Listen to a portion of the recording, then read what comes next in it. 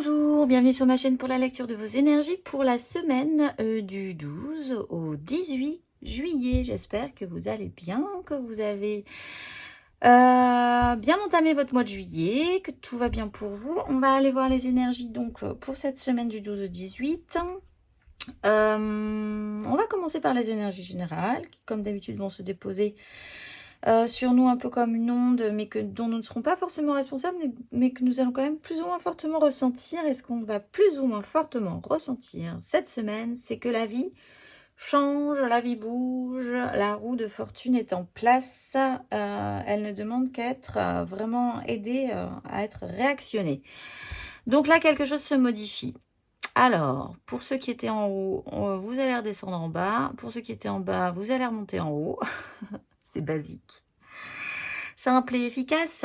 En tout cas, il y a moyen, puisqu'elle se représente, cette roue de fortune, d'agir dessus, et peut-être même un peu différemment, que vous soyez en haut ou en bas, et que vous alliez en bas ou en haut. Donc c'est intéressant, elle est toujours très intéressante cette roue de fortune, elle peut même nous apporter, si nous agissons un tout petit peu différemment, du positif pour la suite. Elle nous permet ça, vraiment.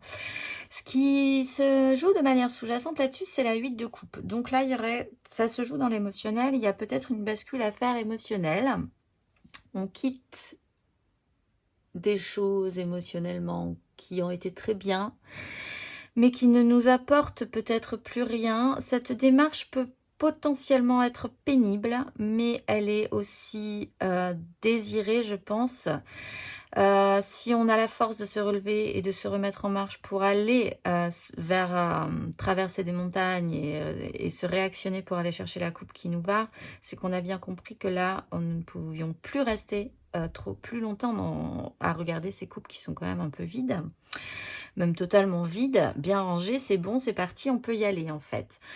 Il peut y avoir aussi simplement cette énergie de déplacement pour beaucoup. Bon, la roue de fortune, déplacement, c'est aussi, ça peut être cette énergie-là. Mais en tout cas, on se déplace avec nos émotions. Notre émotionnel est en jeu dans cette histoire. Tellement que ce qui va se jouer pour nous tous, c'est la 7 de coupe. C'est pour ça qu'on est à la 7. Ça serait intéressant d'accepter cette roue de fortune pour passer à la 8, ceci dit. La 7 de coupe, c'est encore beaucoup de multiples possibilités. Il faut faire le tri dans tout ça, je pense, cette semaine. Il y a un tri à faire, ce que vous voulez, ce que vous désirez. À présent, peut-être qu'à un moment donné, vous espériez, vous souhaitiez quelque chose émotionnellement et que vous pensiez que c'était ça que vous vouliez, que vous allez vous rendre compte qu'en fait, c'est plus du tout ça que vous vouliez. Donc, il y a cette idée-là de multiples possibilités, de rêveries. Rien n'est matérialisé là, hein, vraiment, vraiment. Donc, un petit tri s'impose, je pense, pour tout le monde cette semaine. Pour les signes de feu, les béliers, les lions, les sagittaires, vous retrouvez votre bon ami, le cavalier de denier, que vous avez appris à expérimenter, je pense, correctement ces derniers mois. Le revoilà. Donc, ça va vous demander du temps, tout ça. Il y a une notion, effectivement, de se déplacer, de faire un pas en avant. Mais c'est très, très, très, très lent. Ça demande de l'application. C'est une énergie que vous allez avoir, hein, de toute façon. Donc, pas de panique. Cette notion que vous comprenez que là, il se passe quelque chose d'important. Donc, que vous allez être sérieux sur la question. Que vous êtes OK avec ça, potentiellement. C'est un chemin au long cours qui vous attend. Cette 8 va vous amener sur un parcours au long cours, j'ai l'impression. Le conseil qui vous est donné, c'est les amoureux. Alors, n'oubliez pas que vous êtes un signe de feu. Écoutez votre cœur plutôt que votre raison, malgré tout. Allez là où votre cœur vous porte de base. Vous allez également chercher, vous vous levez pas pour rien, vous vous levez pour aller chercher une coupe, votre émotionnel, celui qui vous conviendrait.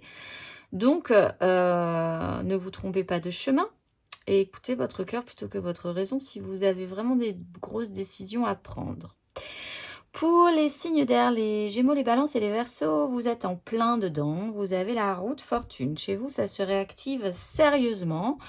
Donc, on n'y revient pas. Cette énergie est vraiment ressentie chez vous cette semaine. Le conseil qui vous est donné, c'est l'ermite. Là aussi, il faut faire un point quand même, hein, pour savoir où vous voulez aller pour la suite. Peut-être que quelque chose s'est modifié émotionnellement chez vous, que vous pensiez que tout ça vous satisfaisait, que vous allez devoir aller vous lever pour aller chercher finalement ce que vous ne pensiez pas bien pour vous, mais qui va l'être, etc., etc. Il y a encore un petit travail à faire pour savoir quoi. Le travail, il est cette semaine, c'est l'ermite. Rentrez intérieur dans votre recherche intérieure.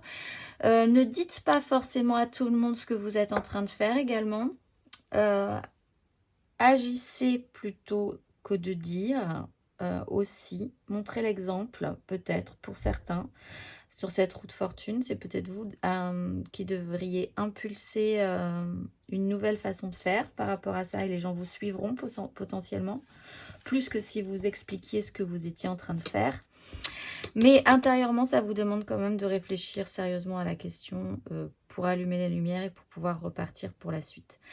Pour les signes d'eau, les cancers, les scorpions, les poissons, hop, vous avez l'ermite, c'est votre énergie. Donc vous n'aurez pas spécifiquement besoin d'y travailler, c'est ce que vous allez faire. Donc essayez d'allumer la lumière, de réfléchir à ce que vous voulez pour la suite. Aussi là, un temps d'introspection, un temps d'isolement, pas forcément externe, mais vraiment, je pense, intérieur de base. Vous sentez bien qu'il se passe quelque chose, vous avez les bonnes perceptions sur cette roue de fortune qui se réenclenche, donc vous êtes dedans. Le conseil qui vous est donné, c'est d'imaginer que vous pourriez potentiellement avoir toutes les cartes en main pour la suite des événements. C'est peut-être un doute chez vous. Et le conseil, c'est quand même d'envisager que c'est possible et que vous pouvez repartir vraiment tout beau, tout neuf sur de nouveaux projets, que vous avez, avec ce travail d'ermite et le travail précédent dans votre parcours, récupéré des éléments nécessaires pour ensuite tout remettre en place, tout remettre en œuvre et repartir. Pour les signes de terre, les taureaux, les vierges, les capricornes, vous êtes dans les projections angoissantes par rapport à cette roue de fortune, par rapport à cette bascule, peut-être par rapport à ce choix qu'il va falloir faire ensuite. Hein. Donc, des angoisses, des cauchemars, du stress par rapport à tout ça, c'est mentalisé chez vous. Le conseil qui vous est donné, c'est le valet de bâton et le cavalier d'épée. Potentiellement, donc du coup, de ne pas du tout fonctionner avec votre mental qui ne fonctionne pas de base cette semaine, mais de vous sentir réapprenant peut-être sur ce qui vous intéresserait, vous, ce dont vous avez besoin et qu'est-ce que vous aimeriez mettre en place. Et également, d'y mettre un grand coup. Hein. Si un personnage extérieur à vous peut prendre cette énergie du cavalier d'épée et vous remettre les idées en place, c'est intéressant. Ça peut vous aider, ne le prenez pas mal. Et si vous deviez engager une action, ça serait bien d'engager une action en fait. De ne pas rester au lit avec vos angoisses en imaginant le pire, mais plutôt de vous mettre en mouvement de manière vive pour pouvoir affronter ces angoisses. Le conseil pour tout le monde, il y en a eu 3, c'est le cavalier de coupe. Donc c'est quand même de se mettre en action avec une coupe, de porter un idéalisme, une 5 d'épée et un as de coupe. Pour certains, si quelqu'un vous amène une émotion, ça serait intéressant de la récupérer. Ça serait peut-être la bonne. Pour d'autres, il y a quand même cet idéalisme chez vous. Vous ne vous relevez pas pour rien, vraiment, je pense. Hein. Ça va vous demander beaucoup d'énergie de traverser encore une fois toutes ces montagnes et ce long parcours que vous réengagez. Donc, ce mouvement idéaliste est important. Si vous avez à choisir au milieu de toutes ces coupes, choisissez vraiment celle qui vous plairait sans penser forcément que ce n'est pas praticable, réalisable, etc., etc. La 5 d'épée, là, est un peu problématique. Il y a peut-être un conflit mental qu'il va falloir affronter, un chaos mental qu'il va falloir affronter. Ce cavalier de coupe est capable d'affronter cette énergie-là. Il faut remettre vos idées en place par rapport à ça. Votre mental, là, finalement, n'est pas spécifiquement aidant, encore une fois. Et vous avez un as de coupe qui peut potentiellement naître de vous. Alors, peut-être que vous cherchez ailleurs ce que vous avez en vous, également. Ah, c'est une question, effectivement. La carte majeure pour cette semaine, c'est le chariot. Nous nous remettons en marche. La roue se réenclenche. Nous nous relevons. Nous faisons quelques étirements et nous repartons. C'est plutôt intéressant. En dos de deck, on a le fou. Repartir un tout petit peu plus léger. Le conseil du petit oracle de la mission de vie, c'est « Écoute les véritables désirs de ton cœur. Tu es tiraillé entre les volontés du cœur et le sens des responsabilités. Ton cœur possède une sagesse immense.